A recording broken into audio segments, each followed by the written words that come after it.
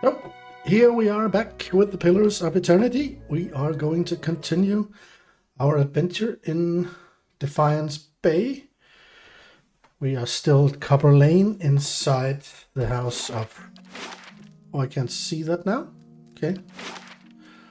Pernick's house. I met Pernick up here in this room. That turned out to be not him, but someone who had... what do you say? Who pretended to be him. Pretender was the word I was missing. I think the name was Zebra or something. They changed and attacked me, so I don't think we have found Pernisk yet. Perhaps he's upstairs. We did give the ring back though, before we found out that it was not Pernisk. But we ended up here. Hearing from one of the guards down here before. Now we killed all of them because they all attacked us. But one of the guards down there told us not to go up here, so obviously there is something that will tell the truth up there. We gathered a lot of equipment last time, and I think... Oh, this is the crafting I haven't been doing at all yet. I think I'm gonna dive into that shortly also, but not now. For now, I think I am going to clean up a little bit in this gear. I mean, what does fruit do? It gives max endurance, I believe. Then she can just... If I go here, then I can put it in her quick items because she doesn't have any yet. Oh, he can get another beer. That's fine. What have we here? Lockpicks. Can we add them to those? No. Okay, so these ones goes to the stash. Along with, I believe, all weapons that just a general. We want the blue or the yellow ones, I guess. Yeah. Blue ones are what you call... What? Well, they don't have a name for it. Okay. Well, anyway, all the regular ones we're not going to use. We'll send them directly to the stash. Can't you choose several items? Apparently not.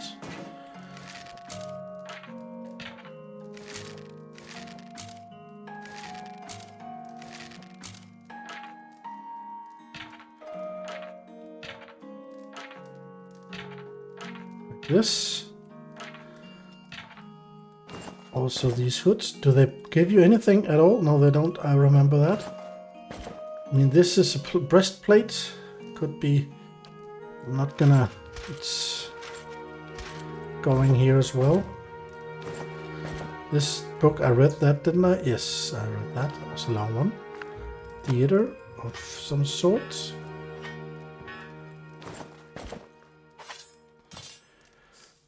Okay, then I have a scroll here of Rite of Youthful Spirits, friendly AOE, plus 3 athletics. This is actually a good one, I think. Maybe I should just put that on her. Along with... This is Swift. Okay, these are the kind of drugs. Oh, this looks good. Okay. Yeah, this is...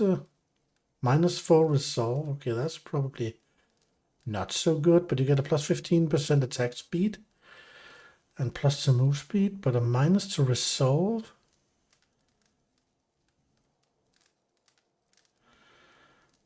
Okay, I don't know. These are vegetables. I'll put them here. I think I'll just go with this as well. Okay, what have we here? This is a wand. If anyone's going to use it, it's going to be Alaf. How is it better than the rod? I mean, it's obviously two-handed like the rod. It's fast, so it's faster, but a little bit less damage. So I don't know what's best, a rod or a wand. I mean, this is faster and lower damage, but not much lower. And this one is exactly identical to the other one. So that goes in here. I'm really in doubt about this.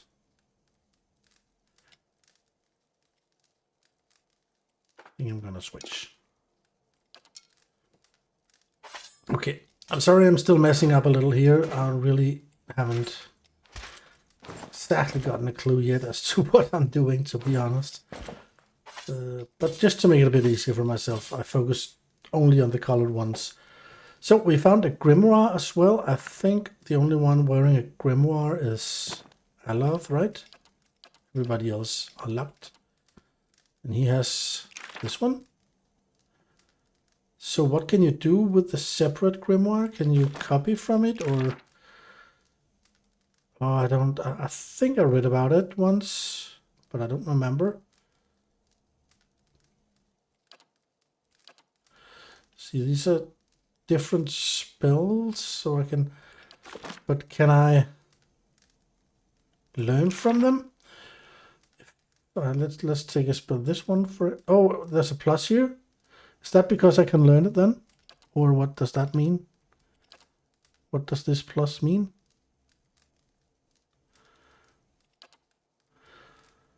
Yeah, this is to learn it, and it's going to cost 100 copper. Well, I'm willing to pay that. Where do I do that? I do have 100 copper, so where do I confirm? Hello. Okay.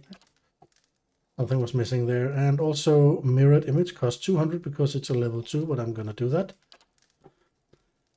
So now if I go, then I can sell this one because the rest he knows. So I can sell it. I need to look through this grimoire again. I'll do that later before the next rest perhaps. Then we have a fine rope.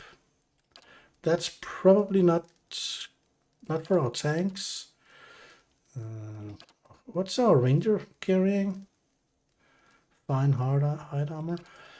Fine rope. And Aloth is having this finery, granting a +2 to intellect. How about Durance? Yeah, he's also gonna stick with what he has. And the other one has too high DR. I learned something else by reading online about this game, something I did not know, that you can only gain bonuses to what's it called, attributes or like intellect, its abilities. They don't sum up, add up. So if you have multiple, for instance, this one gives you +1 resolve and +1 perception.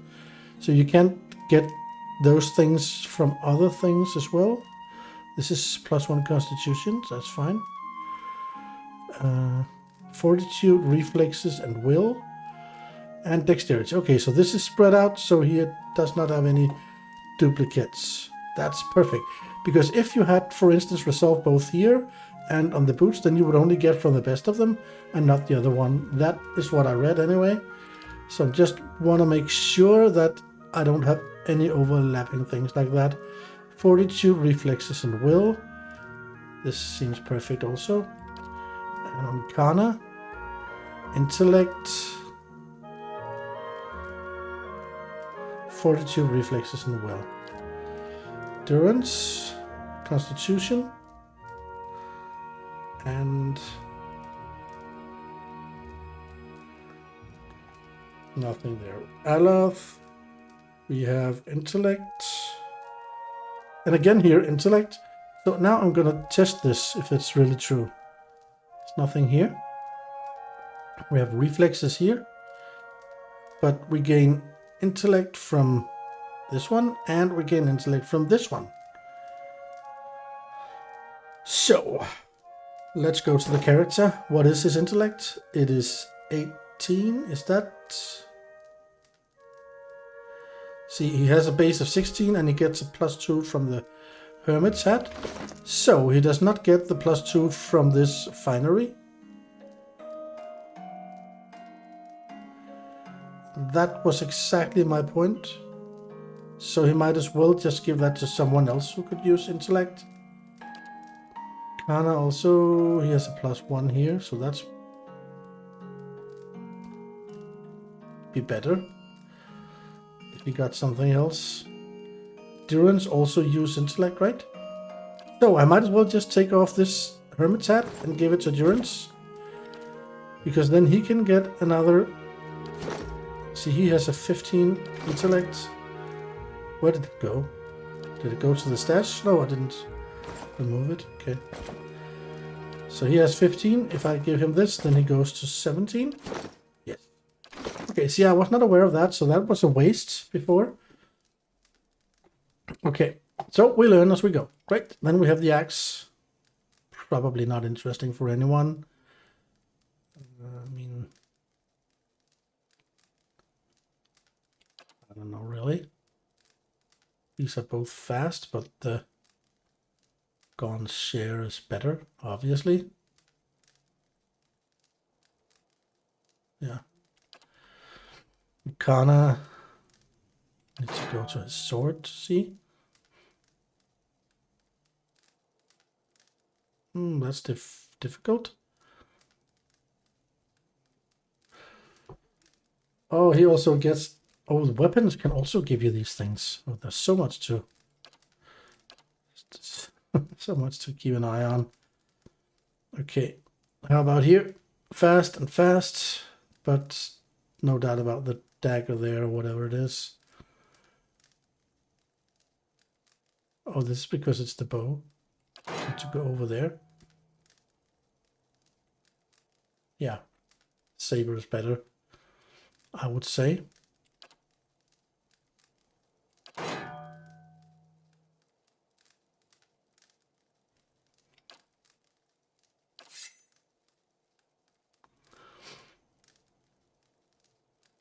That was the dagger. How do I compare with the hatchet then?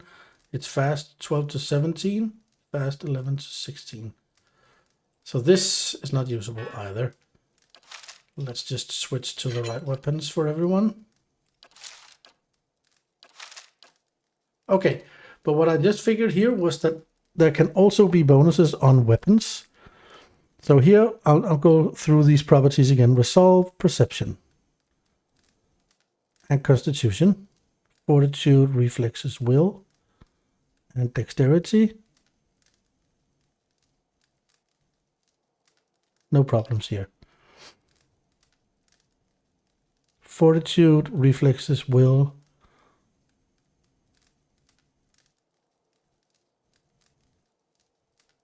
Okay. Intellect. Fortitude, Reflexes, Will.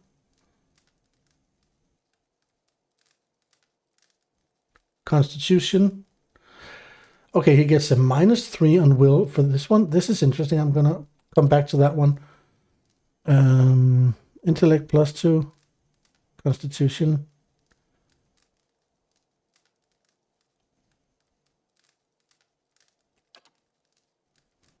Intellect. Reflexes.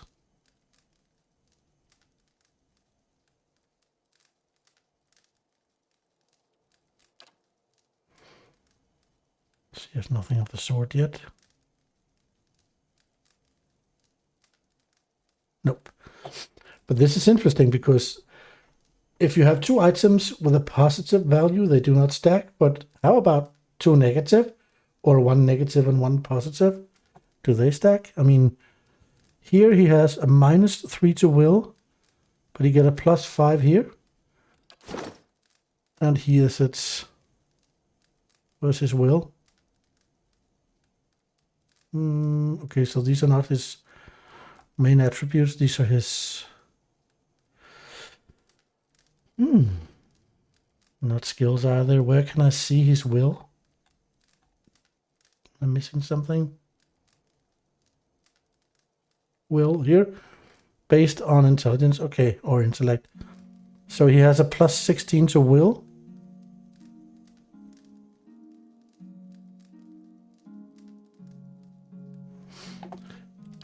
So if I remove this sword, then he has +16. So that doesn't change. Oh, oops. That did not change. What if I remove this one?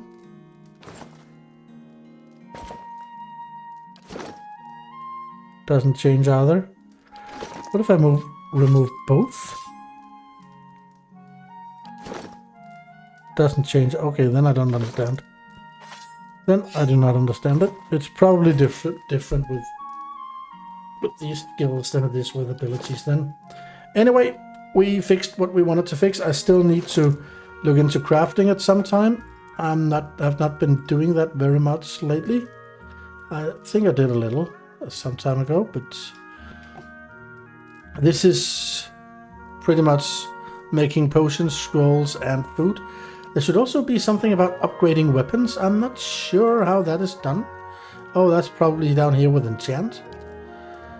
Okay, see a lot of things here to look into as well. But again, here I'm in doubt because I don't want to upgrade or enchant some weapon that's just not good enough and might be substituted shortly thereafter. We'll look into it. For now, let's head upstairs and see if we can find Pernisk.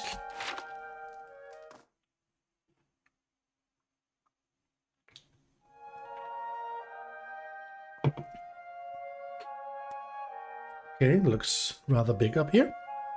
As you wish.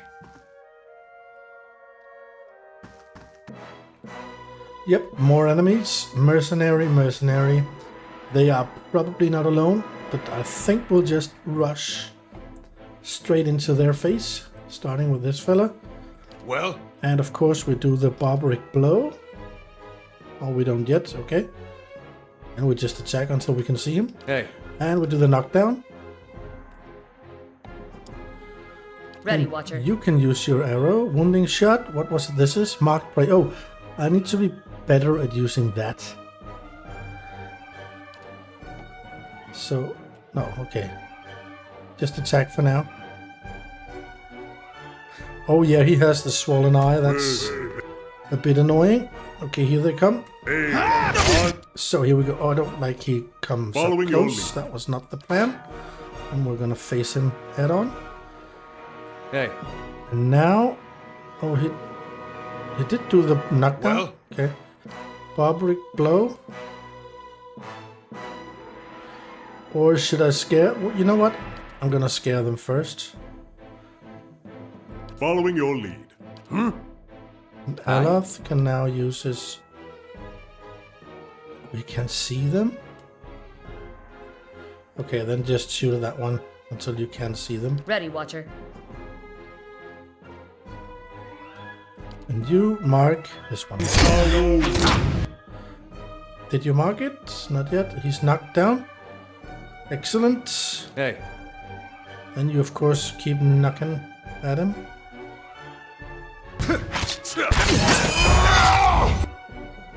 So, you go ahead and shoot at this mercenary. Well?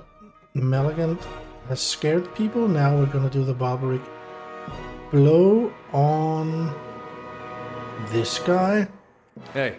While you knock him down, I think. Durance continue against this fella. Hi? Aloth. Can you use this now? Yeah. Right there. Ready, Watcher. And our ranger is...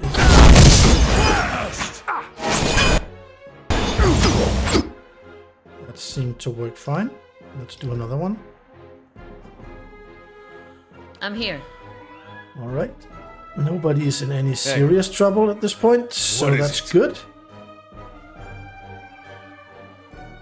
These two just continue hitting here.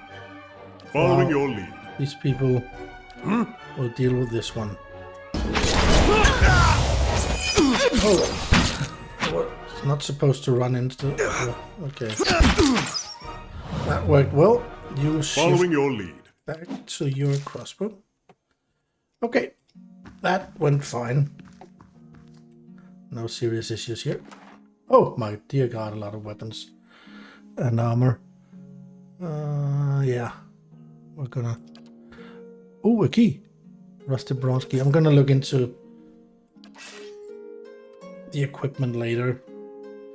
I forgot actually also the last time to check our gear in the stash if there was anything there that could improve us. Scale armor, peridot, copper pen. Over here.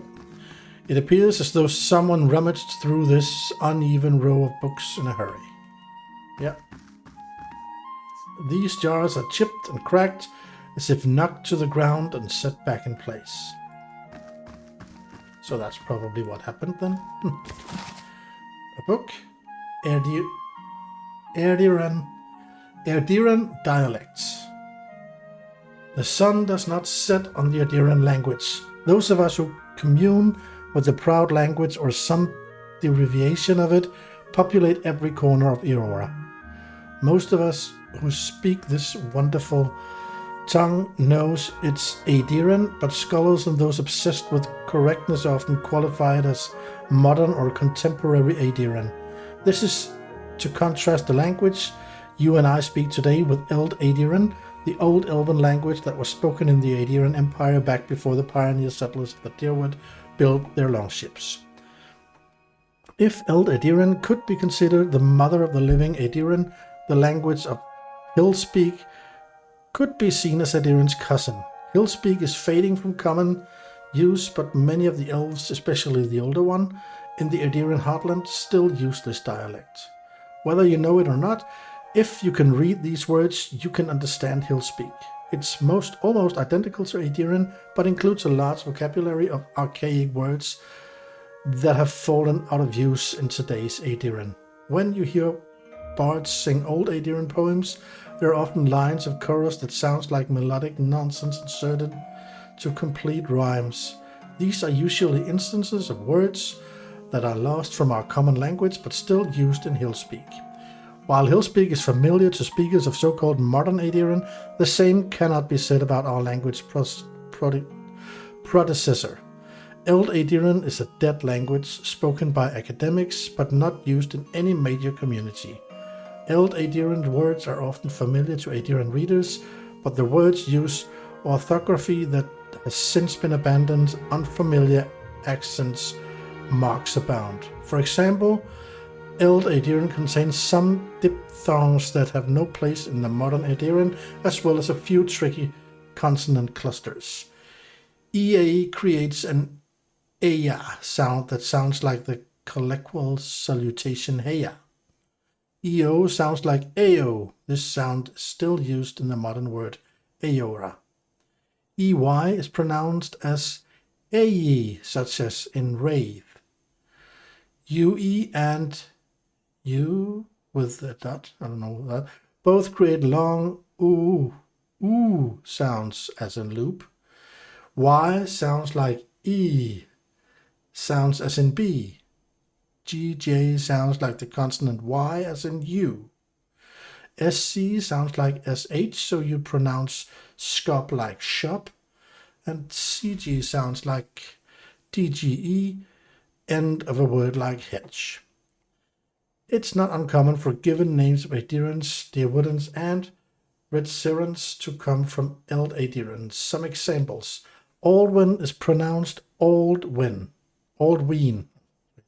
because of the long vowel sound of the Y. Dernish is pronounced Dernish, since the final SC cluster sounds like an SH sound. Yester is pronounced Yester on account of the DJ consonant cluster. Sleck is pronounced like sledge. Thirsk is pronounced Thirsk. Oskrim is Uskrim and not Oskrim. Ingmar is pronounced Ingmar, leading with a vowel sound. Quite confusing. I think I've read this book with these dialects before, so sorry about the repetition if that's the case. Just sounded familiar. Okay. Well, let's continue investigating this place. I didn't find any. I mean, we found the book. Not the book, the key. That's probably this key. What? Is that the point? Oh, here he is. Maybe that's him. Someone has gathered sheets and towels into a makeshift bed. The rumpled fabrics is stiff with blood and unwashed sweat. One side of the overturned vase is splotched with crimson. Yeah, here he is. Pernisk. That's him. So, what's happened here? A man lies bound and bloodied on the floor before you. His face is a tapestry of bruises and blood is spattered across several corners of the room. The man cringes and sobs as you approach. Gods, please, please, no more. I can't take any more. I'm not here to hurt you. The man pauses, gazing up at you. You're not? Oh, praise Barath. You're not one of his men, are you? He glances nervously behind you. He shakes his head. Please, I don't know who you are, but my name is Pernisk. This is my house. You have to help me. Then who was that downstairs? An imposter. Some wizard named Nerit. Oh yeah, that's the name. He came into my house, tied me up in here, tortured me, and now he and his men are eating my food, breaking my things, selling sweff inside my own house. He blinks. He just turned up all of a sudden? Pernick looks away, unable to meet your gaze. I may have hung on to a tiny portion of my supplier's share, but I needed that money. So you're a swift dealer? Pernisk winces. Look, I know it's not the best line of work, especially with all that's happened, but it pays well. Very, very well, and, well, people want the stuff, don't they?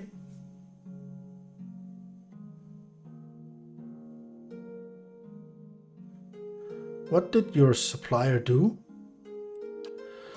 He sent over the wizard Nerit, the man downstairs. Pernisk shudders. To make up the lost copper, I guess, and to hurt me while he was at it. It feels like it's been days.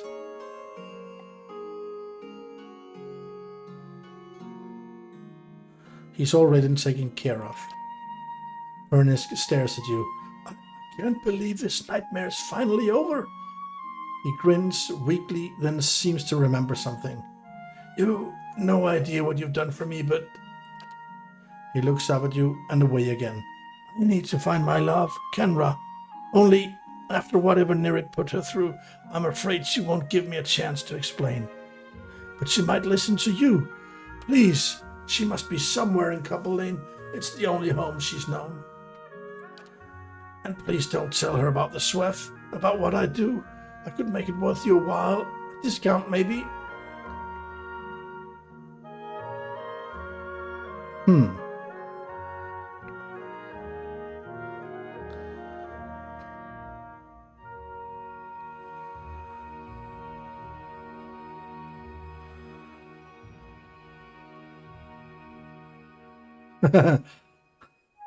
Well, this would be cruel. Grab him and say I want the discount, but still tell her what I want. That's not me. I'm going for either one or two, but for now I think I'm just going to go with one. Kenra sent me here in the first place. She did. Pernisk smiles brightly. That woman helped save my life without realizing it. Please, bring her home and tell her that everything is back to normal. I'll go talk to her. I can't thank you enough. Truly, how I've missed my poor Kenra. Well, I don't know if she's gonna come back because we have to be honest with her, I think. Like in option 2, maybe I should have chosen option 2. Okay, can I finish my looting of this house even though... Yeah, it's not Steven. Okay, another book. The Blacksmith Knights, a short history of the Knights of the Crucible. If the blacksmith fails, the armor fails. If the armor fails, the soldier falls. Olren's sainthood first guided master of the Knights of the Crucible. The Knights of the Crucible have one of the most fascinating and rich histories in all of Eora. Currently holding a position as an incredibly influential group in the Deerwood, they come from humble beginnings. There may not be a single person in all the Deerwood who knows exactly how much they owe to the Knights. The group has existed for years, long before they even came to be known as knights. They started as a group of blacksmiths, led by Olrun Sanyod, who came together to form a guild. Olrun felt it imperative for the members to unify, sharing their knowledge through the guild in order to keep the skills and techniques they had spent their lives perfecting. He called the guild the Crucible, insisting that though their work was used for destruction, they should always be remembered as creators. They would be known as the vessel that withstands the fire to deliver new form into the world, forged in the fire and all of the stronger for the tribulation. Olrun, being a veteran of many battles, knew the importance of impeccably made armor and weaponry. He also espoused the necessity for members of the guild to be trained in the martial combat. The only true way to make a proper suit of armor is to be the one who must wear it. Olrun led the guild for years, instituting a policy that any man who wanted to join must not only be a skilled blacksmith, but also take the time to learn how to hold himself in battle. He added a training ground to their guild hall, and there was scarcely a minute of daylight that didn't see members out in the field, honing their fighting technique. Because of this, the guild earned the nickname Knights of the Crucible. They became a de facto militia for the Deerwood, an honorable group that many turned to for help. They were known to be fair, ethical, and quick to respond. The knights chose Abidan as their patron, dedicating their works to his name. To honor him, they incorporated his symbol into their own and wore it on their arms. Many of the knights took this honor further, regardless of what material a suit of armor was made from. Something on the right arm was made with iron, celebrating Abidan's moniker, the Iron Arm. Both of these traditions are followed by some of the knights to this day. The knights' smithing skill led them to be known throughout the land as the premier artisans of their craft, leading people to call any item of exquisite quality of the Crucible. Their training and dedication truly came into play during the War of Defiance, locally known as Hadred's Rebellion. Olrun, knowing the importance winning this war, sent out a call. All able-bodied knights were to join the militia. They quickly proved invaluable to the cause and helped turn the tide of the rebellion. This was particularly true in the Battle of Defiance Bay. Admeth had already been lost in a previous battle, and morale for the Dewidian militia was failing. With the help of Glanfathan astrologers, the knights were able to rout the imperial forces and secure victory for Deerwood. The new duck, grateful for the help and knowing that without the knights the Deerwood never would have survived, made a decree. The knights would henceforth be welcomed into the duck's castle and become his official royal guard. In recent years, the Crucible aspect has fallen by the wayside in favor of knight. The requirements that the members be proficient in both smithing and martial combat has loosened to the point that anyone who applies is guaranteed entrance, even if they possess little or no smithing experience. This is an allegation that is vehemently denied by the knights. Okay. Long and interesting story. We have something over here as well. Another book. Let's see, Elementary Glanfathan. Oh, this is another language book. I don't remember which one it was I read the last time. I remember I wrote one several episodes ago. I don't remember if it was the one we just had, which I think it was. But, well, this is Elementary Glanfathan. Your soldiers are not fully armed or even decently dressed without some basic knowledge of the Glanfathan language. If your scouts cannot eavesdrop, if our captured soldiers cannot recognize the words of their captors, or if our officers cannot answer a call to parley, we fail. Knowing just a few simple face painter words could mean the difference between tactical success and defeat in detail. Glanfathan writing is like Edirian, adapted from the old Valian alphabet brought overseas by the Edirians long ago. Like the Glanfathans put their own spin on this alphabet, so there are some noticeable differences that can confuse the uninformed. A and A is the difference between paw and pat. E and E is the difference between hen and hay. I and I is the difference between ilk and eel. O and O is the difference between oats and ought. W and W is the difference between butt and boot. Okay. Note that last part. In Air Glanfath, the letter W acts as our letter U. Speaking with a consonant WWW sound is the perfect way to alert a Glanfathan to the fact that you're a Dawoodian struggling to learn the language. See Estramore in the glossary below. And keep in mind these tricky differences. DH is used for a hard, thorn sound such as with this or that. Conversely, TH is a softer sounding Glanfathan, barely vocalized like when one says thief or thought. SI sounds like a soft SH sound like ship. Put an accent on IT and SI sounds like she. You add an H sound in either case. There's no replacement for actually learning Glanfathan by immersion, but to get you started, here are some important words that you and your soldiers should know. Anam, meaning soul. Anamphath, plural Anamphatha, the spiritual leaders of the tribes. Arquus means armor, pronounced Arguos.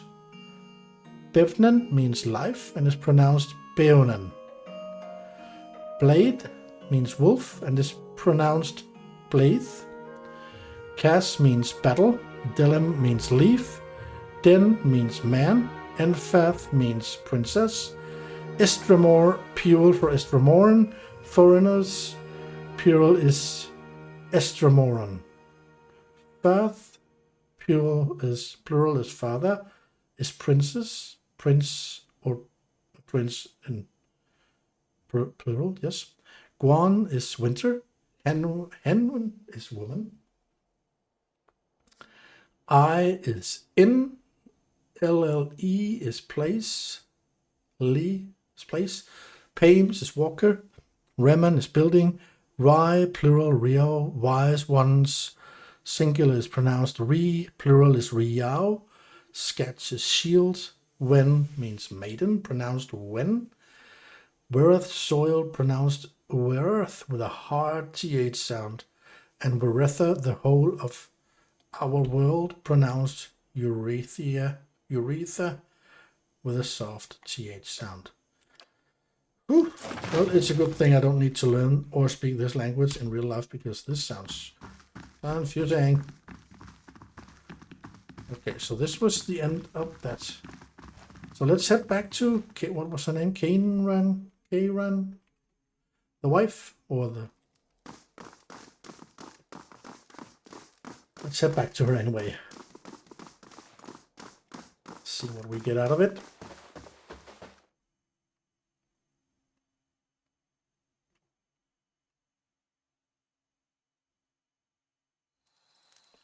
And where was she? She was...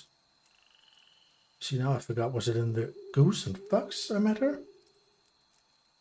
No, was it? I just simply forgot where I met her. I don't think I've been anywhere else yet in this city. So it must have been there. I just don't remember. Oh yeah, it was upstairs, wasn't it?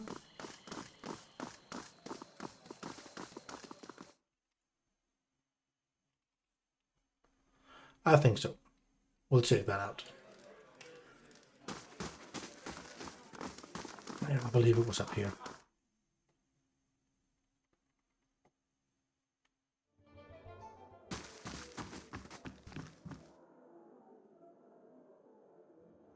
Key. Well, it's not them. Was she down here? Or am I forgetting now? I might totally have forgotten where she was. This is not her either. These were... No. Okay. Not here either. Nope. Then it has to be in here. Otherwise it's somewhere completely different. I've forgotten. I simply forgot where she was. Does the first log say something? Considering all that has happened and all I have learned while at Pernisk's house, I should find Kenra and tell her what happened. I spoke with Kenra earlier at the Goose and Fox. Exactly, but where did I find her down here? I don't remember.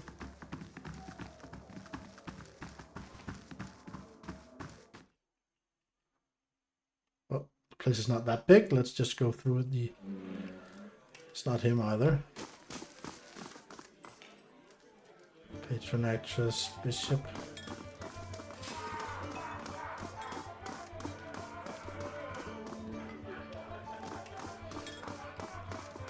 There she is.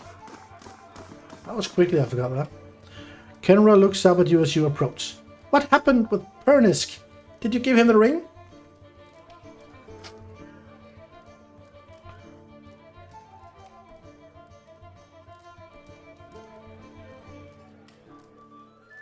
You see, this is interesting because if I choose option 2, it says that I'm lying, but really I'm not. I'm just leaving some of the truth out. Because everything that I say here is true. Just leaving something out. So, but I'm going to go with one. I'm going to tell her what's going on. Pernisk was being impersonated by a powerful wizard. However, the real Pernisk also deals swift. She covers her mouth with her hand, shocked. Pernisk? My Pernisk is a swift dealer? If I didn't know you for an honest man. She brings her fist down on the table, slushing her drink. Damn it! How can I trust him after something like this? That he's lied to me for this long? She runs her hands through her hair and takes a deep breath. I should just be glad I found out about this before the wedding.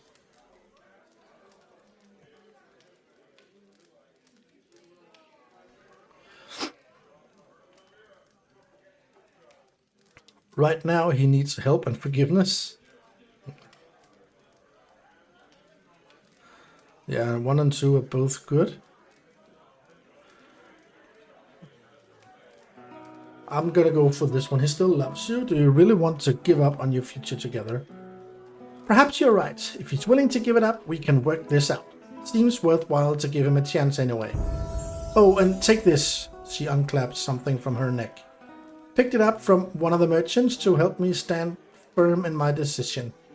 I'll be fine without it now. So we gained an item, unwavering resolve added to inventory. We got experience, meaning that we gained a level. Only Maligan and Kana.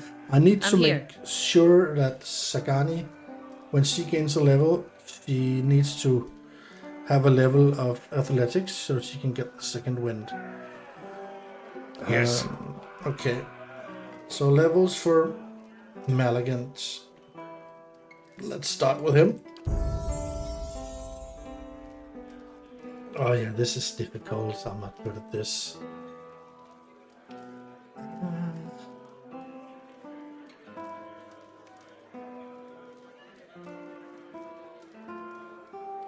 I feel like stealth is not important. We have others to deal with that. Athletics is important. Lore, we have others to handle that. In mechanics, we have others to deal with that as well. So it should be survival or athletics. And they cost 4 and 5, and I have 9. So I can actually... Yeah, I'll go to 7 in athletics and 7 in survival. And then, what do I get? A new talent? Class talents, offensive, defensive, utility. I'm looking at the defensive ones now because I think this tanking is not going so well for us up front. Hold the line. Trains the character in new defensive strategies, increasing his or her engagement limit by 1. Engagement limit? Is that how many that can charge me before I'm being flanked?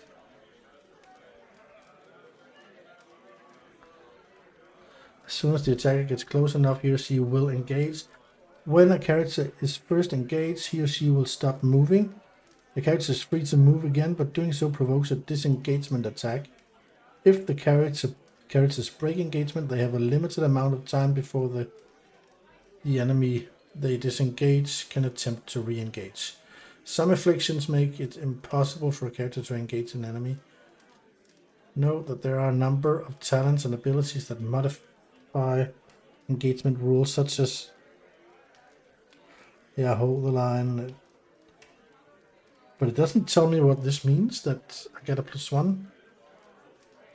Oh, so it means that I can engage more than one extra character, so they cannot just walk away from me. I can keep them occupied and prevent them from running to others in my party, as I've seen before. Perhaps that's it. I can also improve my reflexes, fortitude, will.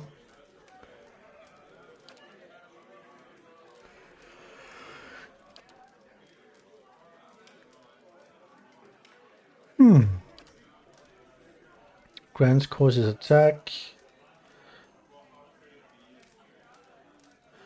Weapon and shield style, that's not me. Graceful retreats. Superior deflection. Deflection is the defense used to resist direct melee and ranged attacks against. So this is probably an important one for him. I think I'm going to go for that. I'm low in these things because I think my tanks are not good enough at tanking. So this could be the reason. I'm going to go for that. Great. And this is a passive feat, so it just works by itself. And Kana has gotten a level as well. Kana is obviously working primarily with his lore. But lore does not help him in combat, does it? Oh, it makes him good at using scrolls. Okay. Lore, 5+2 Chandler, lore to characters accumulated often of a cult or a... So this... You know what? I'm gonna buff it up. It's great. And then he can choose an invocation, a level 2 invocation now. I think we have only got level 1s for now, don't we? I can choose one more. Okay. So we can paralyze for 11.2 seconds. Woo! That's a good thing.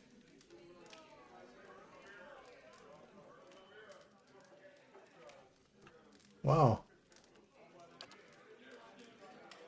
Summon 3 worms. Oh, summoning. I like summoning. But I already have my summon skeleton thing.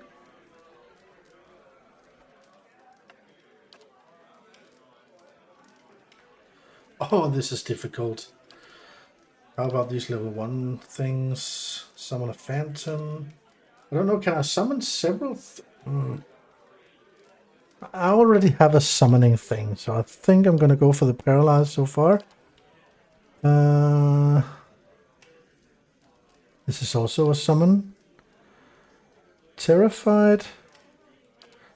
Paralyzed means they can do nothing, right? Take any actions, yeah. That's a good thing. What does Terrified do?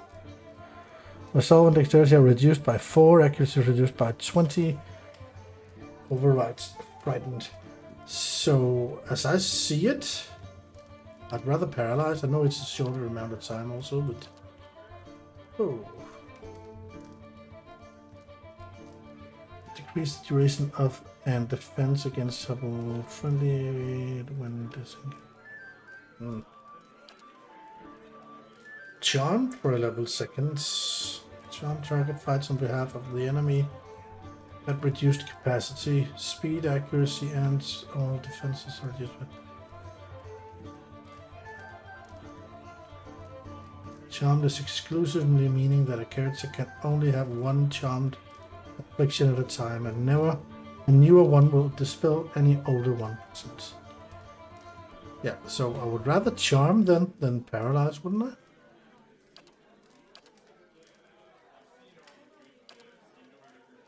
I mean, paralyzed, they just do nothing. If they're charmed, then they will actually fight for me.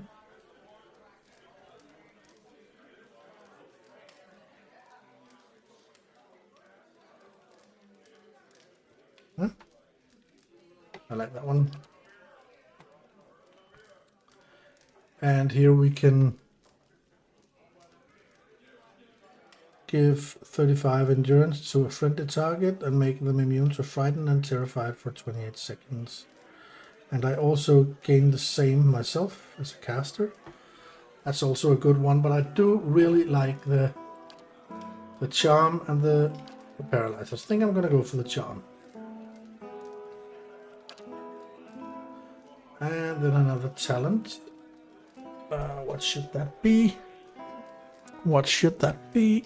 Utility, defense, offense. And the class specific ones.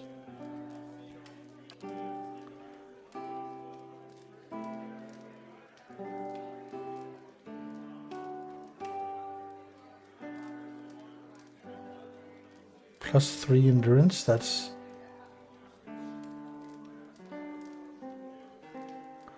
base, +2, +1 every 3 levels after 1. Beloved spirits.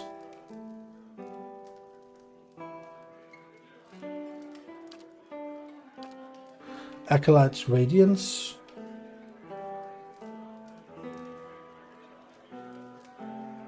Well, this is interesting. Princess Sneak Attack. Not interesting for her. For him, sorry. Aspirant's Mark, minus the deflection and reflex. That's also good. There, once per grants Enigma's Charm.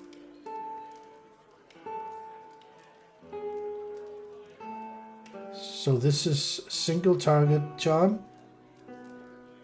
It's also very interesting. Friendly aura, +4 to damage. I do like the charm again. I think I'm gonna go for more charm.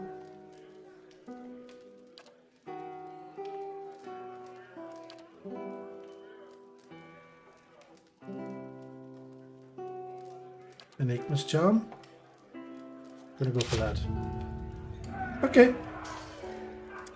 Interesting. So, Well, then we are done in here. We are also closing in on the hour mark. Not that we're there yet, though. We have no more quests related to this spot. So I think we should just investigate the rest of this area. A couple lane. We could go to the marketplace and then into the expedition hall, perhaps. I don't know if the marketplace will be open at night or if they have a day and night cycles here. We'll find out now. Otherwise, we'll just come back later if there's no one on the market. It seems like they're open. Nora, Arrogant. Let's speak with them. The Orlan woman bounces up and down at your approach. Remember me? We met by Matma Bridge. Yeah, I remember the name. She slaps you playfully on the shoulder. Thanks for helping me out back there. As promised, I'll give you the best price in town. If it weren't for you, I'd still be broke. Well, show me your wares, then I can also sell. Which is perhaps... Oh, not that one. I'm not selling scrolls, that's for sure. What's this? I'm not selling that either. Scale armor. Selling that, I think.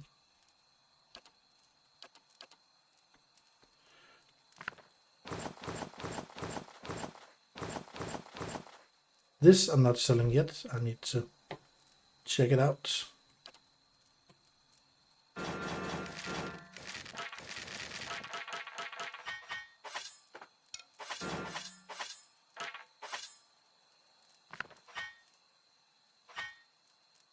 Oh, this is a lot of money.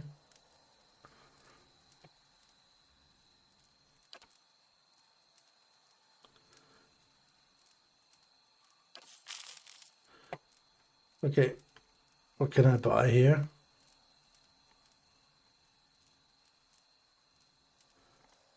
What's that? Okay, these are traps, all of them. Rope and grappling hook. Do I have that already? I don't. Could that be important? I mean, I have a torch, a pry bar, and I don't know if maybe it could come in handy someplace. I think I'm gonna buy it. Oh, come on. Okay, well, we'll do it later. Just buy that because I don't know if we come on some place where that is useful. So I'm not gonna buy anything else at this point. But I'm gonna look into the rest of my equipment. I forgot about that. This goes here. Potion of Iron Skin, granting damage reduction until hit or critically hit. It sounds obvious to put it to our tanks. They are full. What do we got here?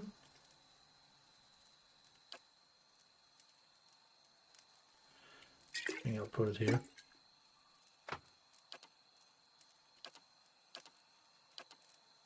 Then he can have it. Scrolls in general are going to Kana because he's good at this stuff. Yeah, requires 4 lures. You can't even use it anyway. Aloth can use a lot of scrolls.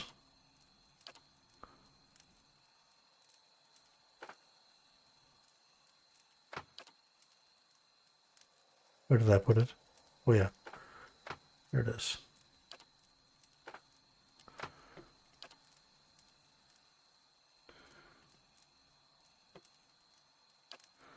Paralyze. Fleet feet. Movement speed. I don't know if he's gonna need that. Rather have a scroll.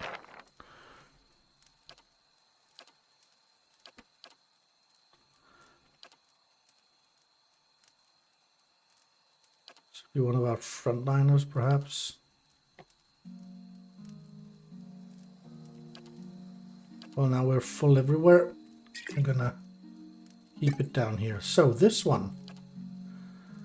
It gives intellect 2 and resolve 1. Who's not carrying anything in that spot? Everybody is. No, she's not. But she doesn't need intellect. He has a bonus +2 to intellect already. So he has only 1, right? Yeah. But he's not going to use it, that's for sure. But she's not going to use magic, so what can she use the intellect for?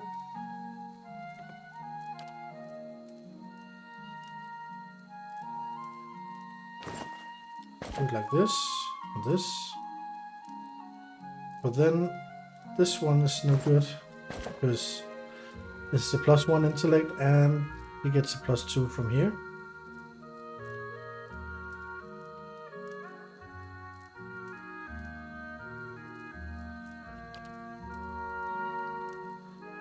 Somebody else in need of intellect? I mean, +2, +2, +2, and the last 3 people don't use intellect, so we might as well just sell this. Let's put it in the stash. And with the cloak here, she can use that one, because she has no bonuses of any kind, so it would be great for her to have fortitude, reflexes, and will up here. It's perfect. Okay, so let's look at the weapons we found. In the stash, there's nothing now, right? Oh yeah, there's all this.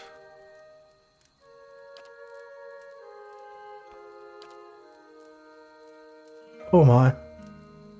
So many things. Totally forgot about that. So I might as well just put this into the stash as well.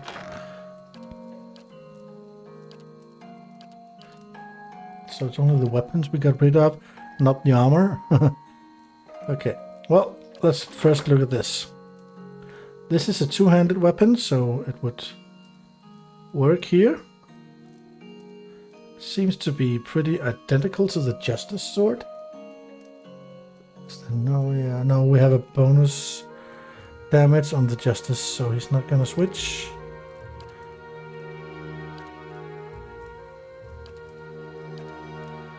And nobody else is carrying two-handed weapons, so this goes to sell.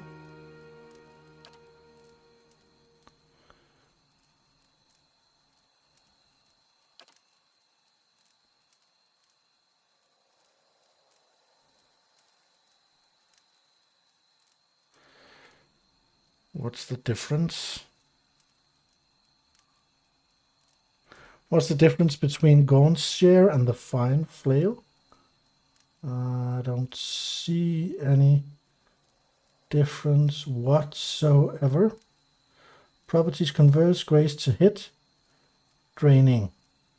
Fine, okay. I think we're gonna stick with that.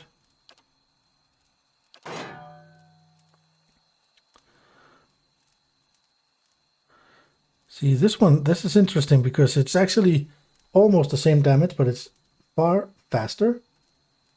But he gets Constitution,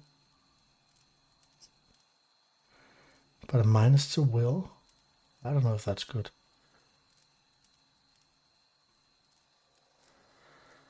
+2 to Constitution. It's 14 now. If I remove it, it's 12, right? Yeah. That's too good. So he's not going to switch. And we have this one.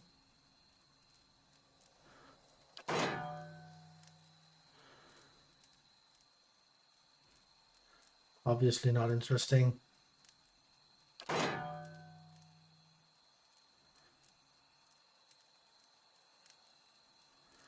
Not that one either.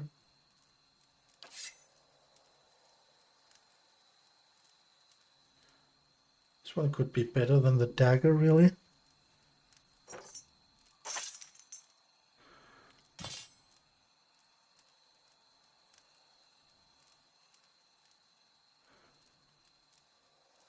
Yeah. Okay, so we're back with a one-handed spear.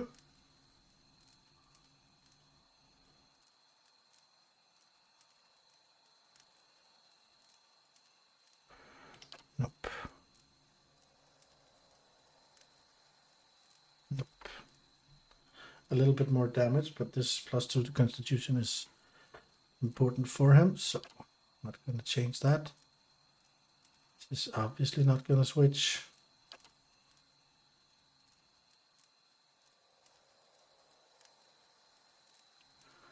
Not here either.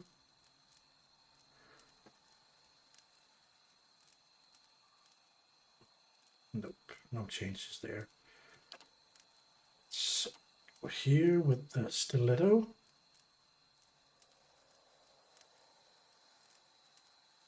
That's not going to do anything either for us. This one not either. Endurance. Nope. Health.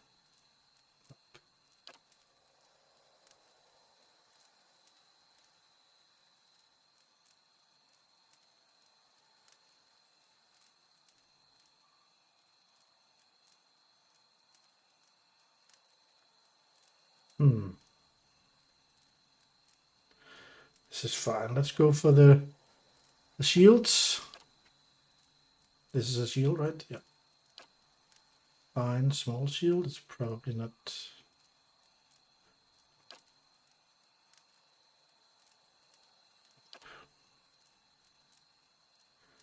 Nope. See, this one could be better.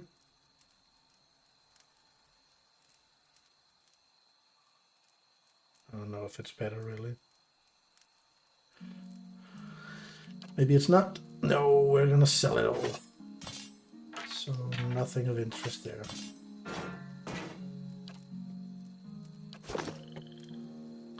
So let's sell this as well.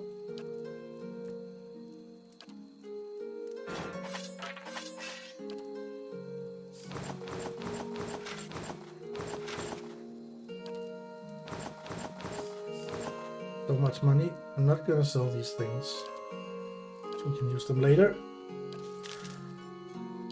All right. So that was this. Well,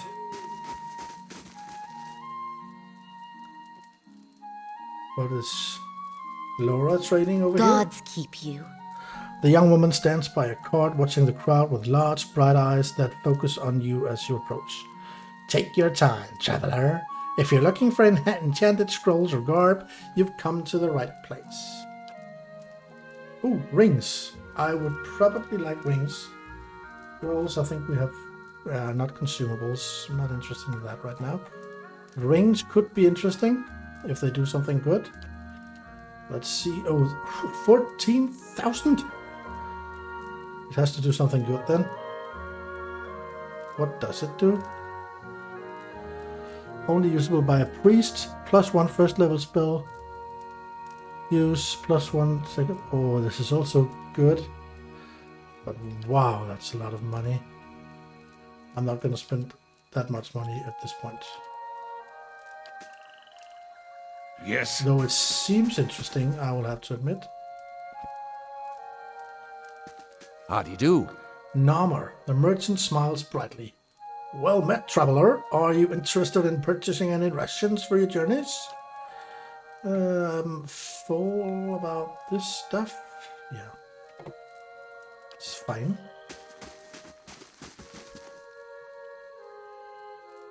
Igran. Hail, traveler. Igran stands behind a stall, polishing a broadsword.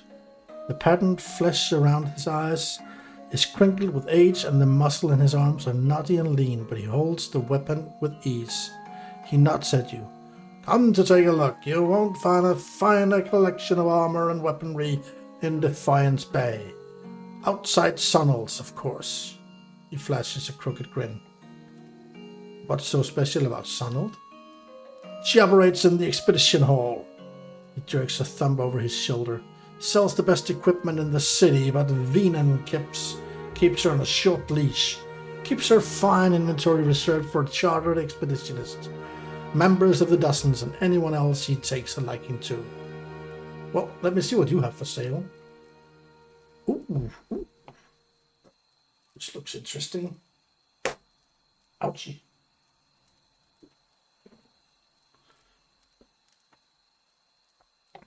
What a bow. Huh. Pistols? Really? Oh, maybe I've seen that before. Well, I'm not going to buy this. I'm not going to... It's good to see what the different people have at this moment, but I'm not going to spend my money yet. Hilda? You see a dimly lit room with extravagant decoration. Pillows of silk brocade cover the floor surrounding a large velvet-covered divan. The man sits on the divan, his shirt untucked and only halfway buttoned. Behind him stands this elf, dressed in the same lavish finery as decorates the room. Her hips gyrate gently, dancing slowly around the man as she begins to sing. He looks up at her, blearily intoxication and clouding his vision. He smiles, tunelessly humming along with her. Her words are too low to hear clearly, but as her singing grows more intense, the lights in the room seem to dim even farther and everything loses focus. She takes his face in her hands, singing directly to him, running her hand down his shoulders and arms until she's holding his hands.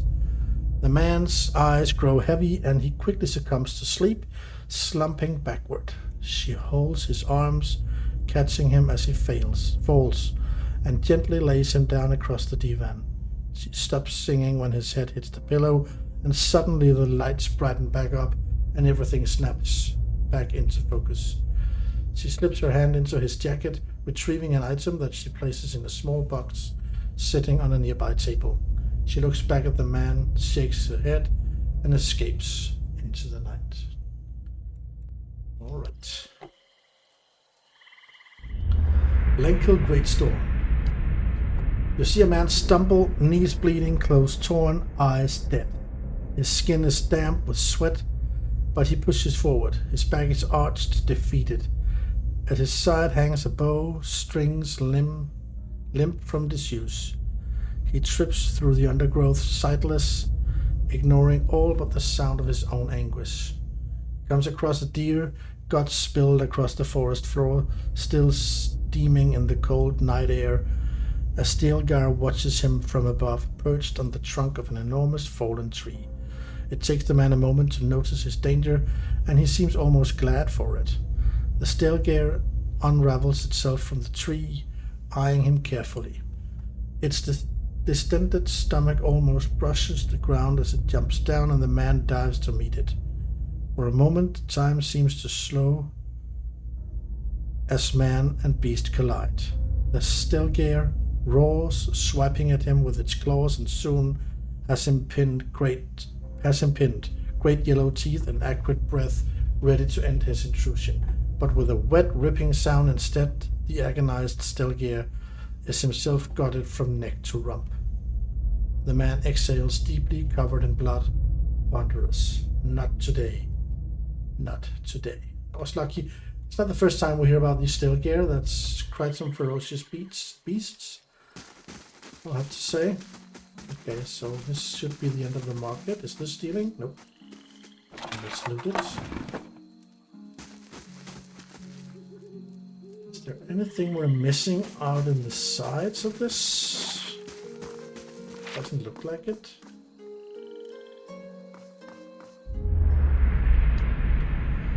Eotham the Ingenious. You see a small band of people walking down a rutted road surrounded by a thick forest. This man walks alongside them, chatting and joking like they were lifelong friends. Though his appearance is one of frivolity, his jovial facade is betrayed by the occasional sideways glance into the dense tree line. There's a noise from the trees around them, the sound of someone breaking a twig. The man holds up his hand, silencing the travelers and destroying the light-hearted tone of the evening. They look around, worried expressions on their faces gathering closer together. The man motions to the group to stay where they are, and heads into the trees. There's silence for several seconds as they all strain to hear anything, clutching one another nervously. There is another rustling, this time coming from the direction the man entered the woods. A single figure emerges from the tree line, and the group visibly relaxes, seeing him approach. The figure comes close enough for the group to see his face, and one of them lets out a cry of dismay when they realize this is not their friend. No sooner has the sound left his mouth than another group emerges from the woods, weapons drawn, surrounding the travelers. As none of them are armed or in any state to fight, they are quickly subdued, bound, and relieved of their valuables. With a laugh, the bandits disappear back into the woods, leaving their quarry on the road. Safely back inside the forest, they meet up with the man. He smiles, mocking the gullibility of the people who will trust a complete stranger as long as he buys them a drink. He takes his share of the spoils and leaves. Yeah, never trust anyone. Point of that. Okay. Anything else out here in the sides? Can loot here. Is this grain? The shields have been battered and scarred in long ago battles. Okay. Oh, there's a cat here. Cute. Anything on the other side of this road? Oh, there's actually a door there.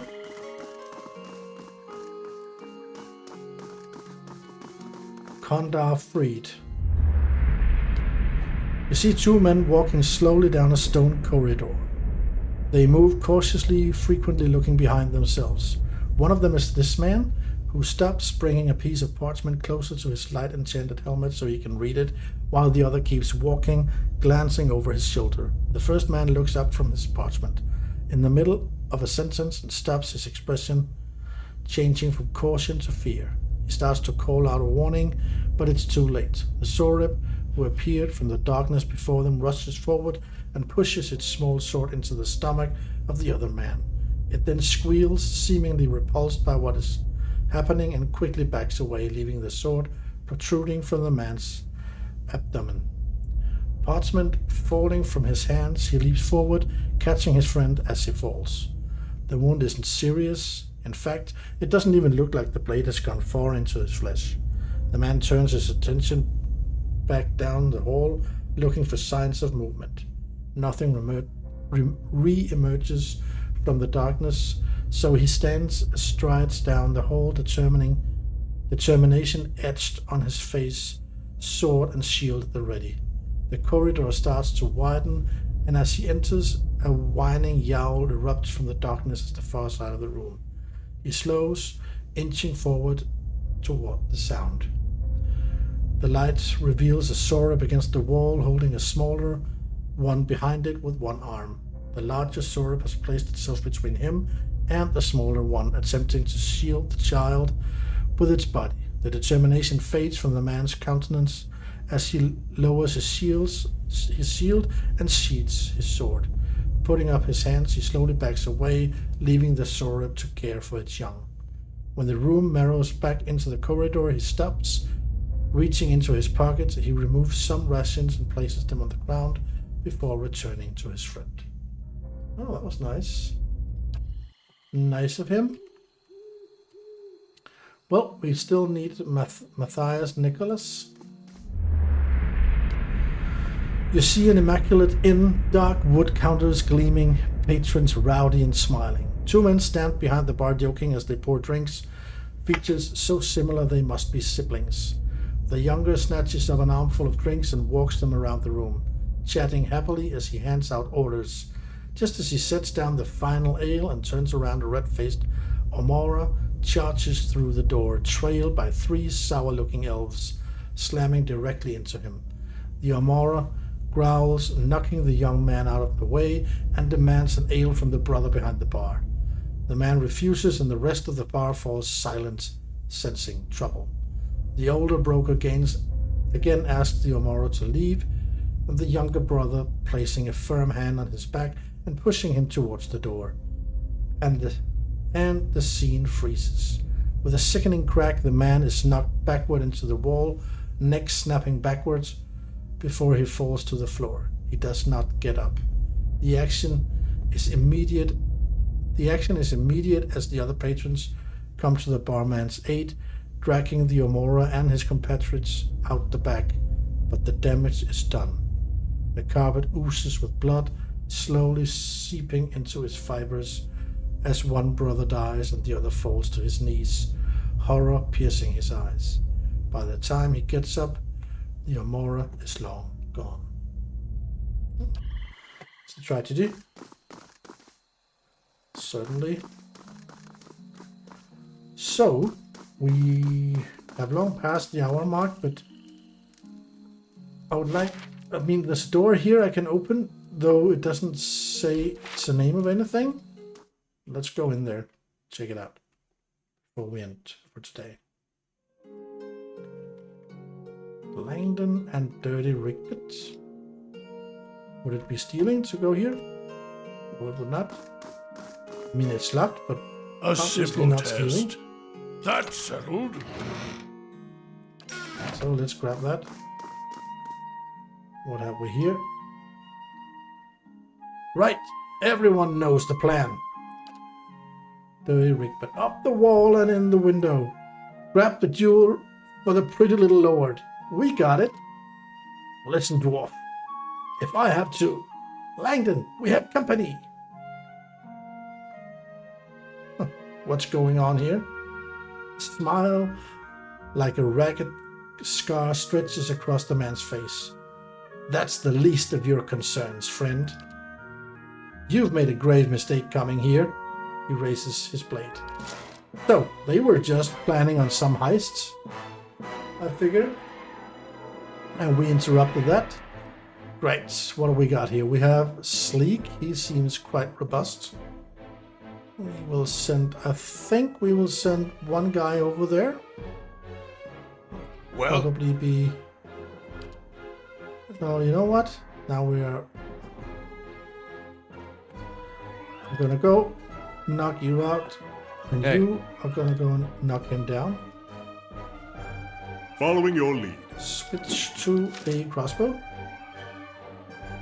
What is it we've got here? Field free allows the healing of a small amount of field. Okay. And I cannot use this yet, or... Yeah, I can. Once per encounter I can... How does that work? What? Okay, nobody's within range from me, so that's not possible right now. Endurance also shoots with your bow. Yes. And Aloth shoot with his rod there. I'm here. Our ranger. You know what? You just marked that one, I think. Okay, let's see how this goes. Oh, don't go away from me. That's so annoying when you do that. So annoying. I don't want him up What? in my face. Following your lead. Kana's gonna have to come forward. Well, So, this seems okay. Can I... It's only 2 I can get here, but it's better than nothing. Hey. I just knocked him down, so that's perfect. following your lead. Kana continues shooting here. Well, can he actually charm someone now? Yeah. Charm Dewey. Sounds great. Ready, Watcher. You go ahead with your arrows on this one. Well, how's the charm coming? It's not coming. I see. It's because it's a slow skill, or since it didn't come yet.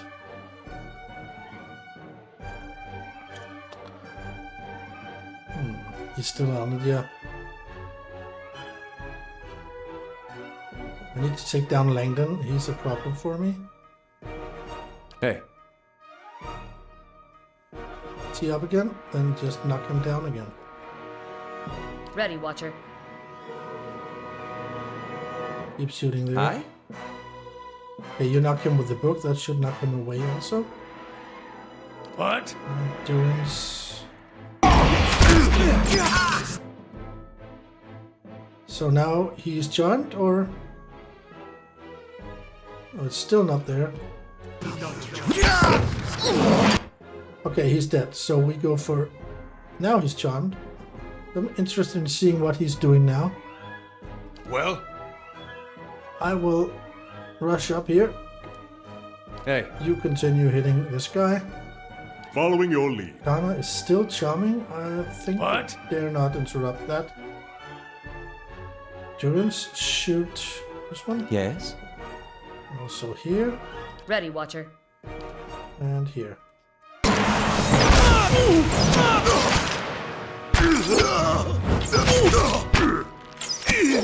Yeah. Works very well. This is exceptionally effective. I will have to say now there shouldn't be any problems. Everybody just kill off that one. You can switch back to your crossbow now. And then everybody go against this one.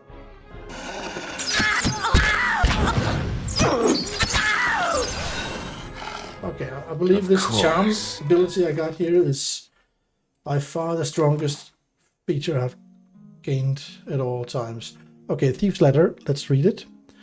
Our contact inside Raymond Manor will leave a second story window ajar. He's confirmed that the location of the heart of the White March in a hidden chamber. Get your crew together and head to Brackenbury before Lord Raymond moves the jewel. AD. Okay. So actually we can take over that heist if we so desire. I don't think we do, though, but maybe we can tell someone. I don't know.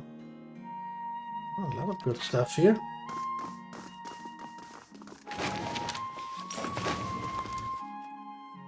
A few bedrolls and spare tunics are bundled in the corner. Long, jagged tears slice across the garden seen in this painting. Okay, it's no loot here. So is this a big place? Yes. Let's go in here. Nothing of interest here. So, let's see what's in here. Oh, oops, that was a mistake. It's the master bedroom. Or just a bedroom, really. Oh. Another book. House Dominal.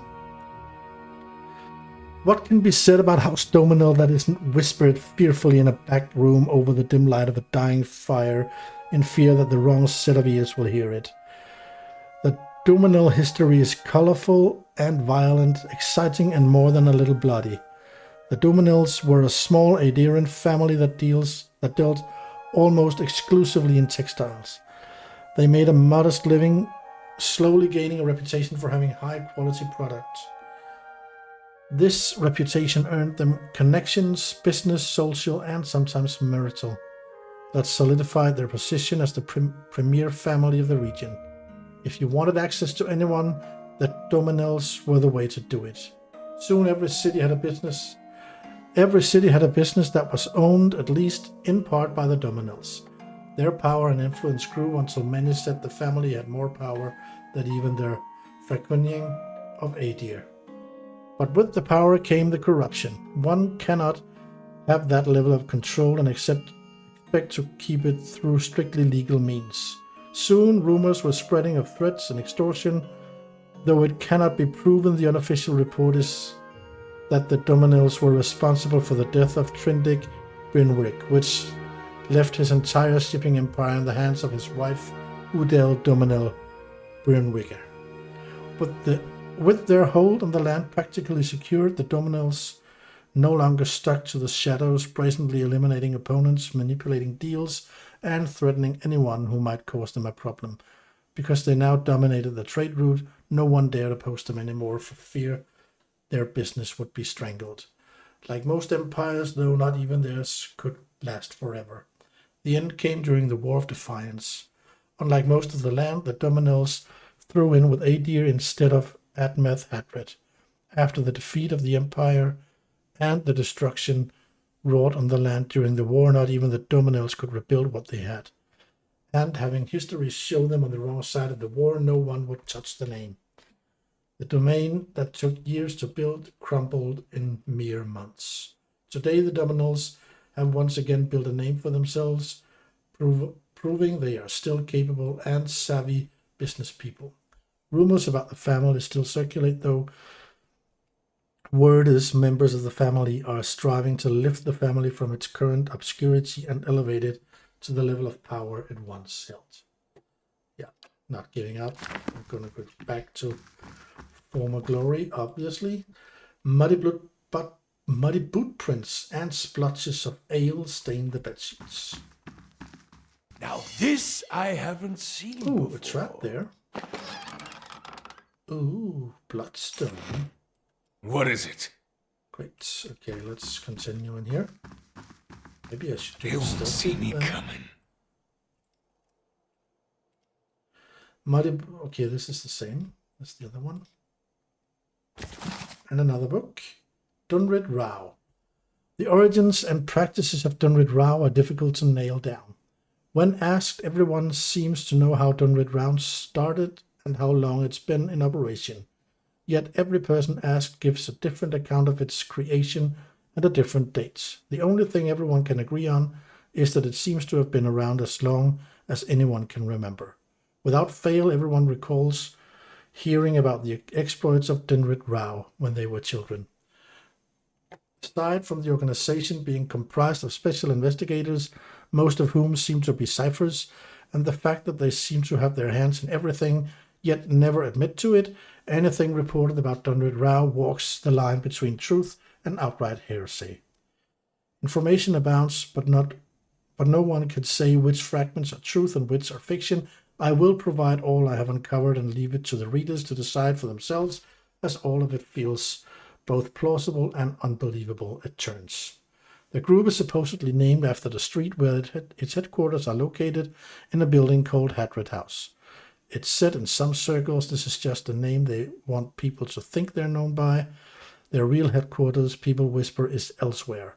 Why would they do this? It's simple. It's far easier for them to infiltrate, to hide, to carry on behind the scenes if everyone's concentrating on Dunred Row.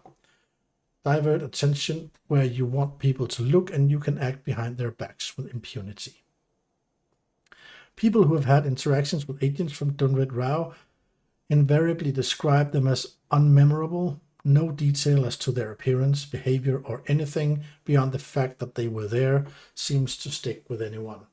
Are they truly nondescript, or do their ciphers use their powers to remain anonymous? As with so many questions regarding Dunred Row, no one seems to know. While no specific details about the agents are ever reported on, one fact that all people agree with is that they seem primarily to be Orlands and Glenfarthon elves, though theories as to why this may be are many and conflicting. Their presumed headquarters is supposedly run by Lady Adis Webb. Though no one seems able to pinpoint the time of her arrival, the author was unable to locate a single person familiar with Dunred Row who could remember a time when she wasn't around. Many things are hinted at behind closed doors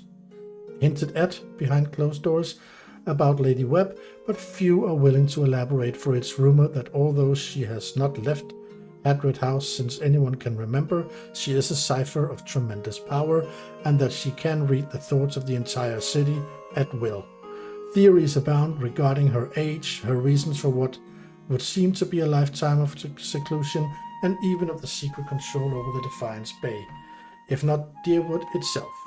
But as with all other matters regarding the organization, no one seems to be able to say anything for sure. This is a very exciting organization, I'd have to say. I mean, in a lot of games, role-playing games, fantasy games like these ones, there are a lot of organizations and factions that do different things, and a very few of them are quite mysterious, but none as mysterious as this one, I would have to say. That sounded very interesting. Dunred Row. Okay, we're done in here. I think we gathered a lot of gear. We'll look into that next time because we have passed 1.5 hours now, so far too long. So what we will do now is we will go up to this hall. What was it called? And then we'll wait outside that one and begin our next episode there. Adair, you have said you fought in the Saints' War, but for which side? The one that blew up my god. I didn't mean anything by it. I imagine a man with a head made of fire and light could be very convincing. Funny thing about Deerwoodans. With all that fire and light, they just treated him like another authority figure. Okay. So, this hall here called Admeth Den Expedition Hall, that's what it's called. There should be a merchant in there with quite some quality stuff. That's what they set down in the market square anyway, and based on the name of the hall, it could appear that